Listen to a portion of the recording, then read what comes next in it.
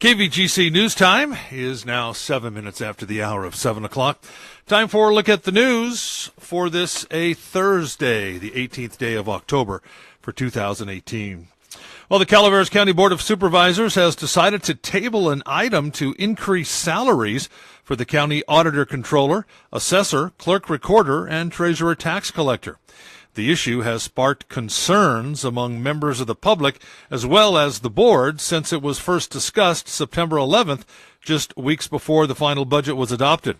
After discussing a 5% increase with 3% in January of 2019 and 2% in July of 2019 to the department heads, the board voted 4-1 to direct staff to bring the item back with the total number of increase to salaries, including benefits and longevity pay, in addition to the total cost to the general fund before the end of the year, and the board may also then vote on it. The board also withdrew an item to repeal and replace a 2006 ordinance which ties their salaries to those of the auditor controller, assessor, clerk recorder, sheriff, treasurer tax collector, requesting that staff review compensation packages for the supervisors in other counties and report back at a later date. And David Bilderback, the Avery man accused of murdering his son, may go to trial in March or April if he's unable to strike a plea bargain with the Calaveras DA's office. Earlier this week, Bilderback's lawyer, Lee Fleming, said she and Deputy DA Brad Jones had, quote, discussed possible resolutions over the past few months. Now, Fleming did not offer additional details about the nature of a possible plea agreement. Bilderback has been in custody at the Calaveras jail since being arrested for the murder of his son Cole Bilderback, September 28th of 2017. Bilderback charged with first-degree murder, voluntary manslaughter, assault with a firearm, and negligent discharge of a firearm, and 5 special allegation enhancements. Judge Timothy Healy has set a continued trial-setting conference for December 14th at Fleming's request. Now, Fleming said the defense may pursue one additional expert witness.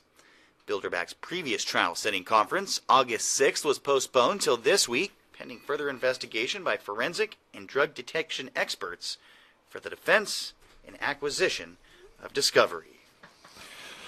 And traffic control measures will be in place, and delays will be significant for the final restoration and striping of New York Ranch Road this Friday, Saturday, and again Monday and Tuesday. Now, we want to make this clear. The roadway will be impacted. It will not be closed. So you're not going to be stuck in the construction zone. You will be able to come and go, but your travel will be impacted greatly. So again, that's from China Graveyard to Court Street. Now, all through traffic on New York Ranch Road, take an alternate route. Okay, so don't go turn on New York Ranch like you're going to the casino or what have you. Don't do that. Okay. Again, residents accessing Rollingwood, Kennedy Meadows, Jackson Hills, Oak Tree townhouses, and other properties there. You're all going to be impacted. Also, the Senior Center, Oak Manor, Kit Carson, Quail Hollow, the New York Ranch Business Center also will be impacted. Now, emergency responders will be given immediate access when responding to the area. But again, those who are going to any of those locations that I've mentioned, you will have a significant wait. So you're not going to be trapped. We had calls from both Mike Hooper and others that were concerned that people would be trapped in this construction area during this time. That's not the case, but your travel will be impacted and impeded. So again, that's Friday and Saturday, tomorrow and Saturday, again Monday and Tuesday, between the hours of 7 a.m. and 5 p.m. On New York Ranch Road from Court to China Graveyard. Well, Stanislaus National Forest planning a prescribed burn for resource and benefit on the Summit Ranger District. The prescribed burn expected to begin the week of October 29th, continue into November as long as conditions allow. Now, the planned size of the burn expected to be approximately 10 to 49 acres daily and will vary based on environmental conditions and smoke production. Smoke may be visible from Highway 4 or 108 and surrounding communities. Fire managers are working closely with local air districts and California Air Resource Board to mitigate the effects of smoke on the public. And the finest radio dramas of the 1930s were presented by the Mercury Theater on the Air, founded by Orson Welles and John Houseman.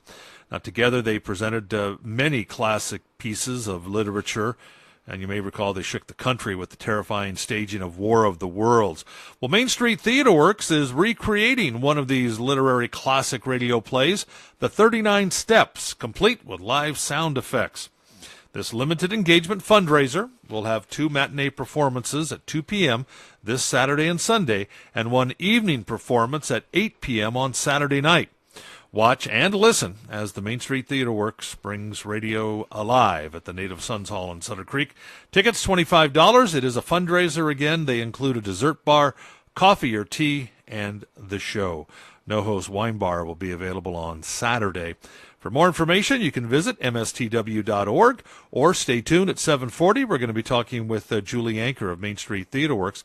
And tonight at 7 o'clock, KVGC presents the Main Street Theater Works adaptation of Around the World in 80 Days, performed live in front of a studio audience last year in Sutter Creek.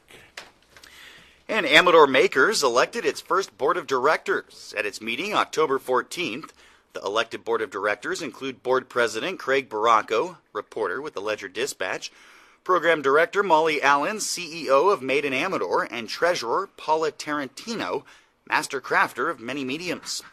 Now, the new board pledges to continue to build the Amador Makers, both as an organization and community, and to achieve the organization's long-term goal of being a maker space to Amador County.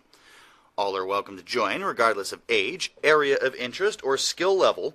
Amador Makers meets the second Sunday each month. Their next meeting, November 11th at 3 p.m. For more info, check out their Facebook page or email amadormakers@gmail.com. And Friends of the Amador County Library will host their fall book sale Friday, Saturday, and Sunday. Good quality books covering a wide range of subjects will be on sale. The schedule of the sale, Friday night, 4 to 7, opening night. This is for Friends of the Amador County Library members only, while non-members can join at the door. On Saturday from 10 to 4, open to the public, and on Sunday from 11 to 3, open to the public. It's bargain day. Everything is 50% off. The sale will be held again at Post 108, the American Legion Hall on Sutter Hill. And that, my friends, is a look at local news on a Gold Country Thursday morning from the KVGC News Center. I'm JD. And I'm Jim Geedy reporting. Remember, for the latest news, traffic, and weather 24 hours a day, to visit our website, kvgcradio.com.